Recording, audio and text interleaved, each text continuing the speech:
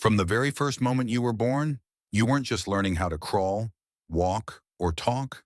You were also unknowingly learning something much deeper. You were learning what parts of yourself were safe to show, and what parts of yourself you had to hide in order to be loved, accepted, and approved by the world around you. Maybe you were a little boy who felt deeply and cried when something hurt you. But every time you cried, the people around you said things like, "Boys don't cry, don't be weak, be a man." So over time, you started to believe that showing emotion was wrong. You learned to hold back your tears and lock away your feelings. You stopped being sensitive, not because it wasn't part of you, but because you thought no one would love you if you showed it. Or maybe you were a little girl who loved asking questions, speaking your mind, and expressing yourself freely. But whenever you did, someone told you, "Don't talk too much. Be quiet. Girls should be soft and polite." So you started to shrink your voice. You began to believe that being bold was bad. You learned to stay silent, not because you had nothing to say, but because you felt unsafe to be fully seen. Or maybe you were a child full of energy, running around, laughing loudly, doing things your own way. But the grown-ups kept telling you, "Stop it, calm down, you're too much. Why can't you just be normal?" So you started to feel like something was wrong with you. You tried to fit in, tone yourself down, and act the way others wanted you to. Not because your wildness was bad, but because the world around you didn't know how to accept it. Each time this happened, each time you were told to stop, to change, to hide, you took a part of yourself and tucked it away. You pushed it into a dark corner of your mind where no one could see it, not even you. You did this to survive, to feel safe, to feel loved. But as you kept doing it, again and again throughout your childhood, something happened. You slowly began to lose touch with those hidden parts, the sensitive part, the curious part, the loud, wild, honest, emotional, creative parts. And all those pieces you tucked away, they didn't disappear. They formed a hidden side of you, a hidden self made of everything you rejected, everything that was rejected by others, everything you weren't allowed to be. That hidden self became what we call your shadow, that box, that hidden place where you stored the parts of yourself you weren't allowed to show, became your shadow. And the crazy thing is, even though you forgot what you put in there, that box never left you. It stayed with you as you grew older. It followed you into your teenage years, into your adult life, into your relationships, your friendships, your job, and even into your dreams. But here's the thing. Since you pushed those parts away for so long, you stopped recognizing them as yours. So when they started showing up again, you didn't realize they were trying to get your attention. Instead, you saw them as problems, as things you needed to fix or avoid. For example, maybe you get super jealous in relationships, but you pretend everything's fine because you've always been told jealousy is ugly or childish. So instead of understanding where that jealousy is really coming from, you ignore it or judge yourself for feeling it. Or maybe someone says something small and it makes you explode with anger. Way more than the situation deserves. You think, why did I react like that?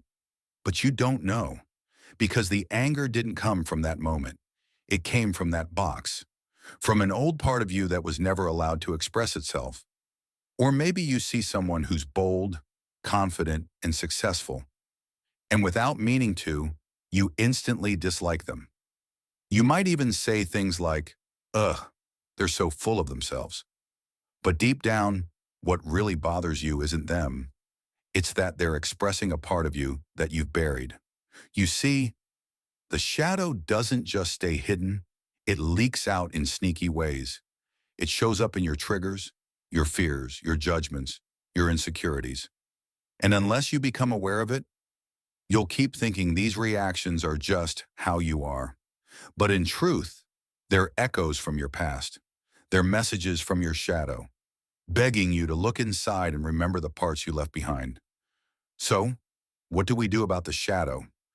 Most people try to run from it. They distract themselves. They chase success, validation, relationships, fame, or money, hoping that if they just become enough, the pain will go away. But the shadow doesn't disappear just because you ignore it. In fact, the more you run from it, the more power it gains over you. It's like trying to hold a beach ball underwater. The harder you push it down, the more forcefully it pops back up. So what's the answer? The answer is not to run. The answer is to turn around and face it. And I know that sounds scary because we believe the shadow is full of things we should be ashamed of: anger, jealousy, selfishness, weakness, fear. But here's the truth no one tells you. Your shadow isn't your enemy. It's your teacher. Those parts of you that were rejected and hidden, they're not bad. They're wounded. They were only trying to protect you. They got pushed away not because they were evil, but because you were too young to know what to do with them. And now you have a chance to go back, to open the box, to hold space for the parts of yourself that were never loved the way they needed to be. This is what healing is. Not becoming someone new, but remembering who you were before the world told you to forget. Shadow work is not about becoming perfect. It's about becoming whole. When you do this, something incredible happens. The triggers begin to soften. The rage starts turning into clarity. The shame begins to dissolve. And you start to feel lighter, more real, more alive. Because now you're no longer at war with yourself. You're no longer hiding from your truth.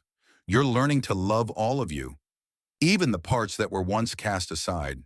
And this is how we break the cycle. This is how we stop unconsciously hurting others and ourselves.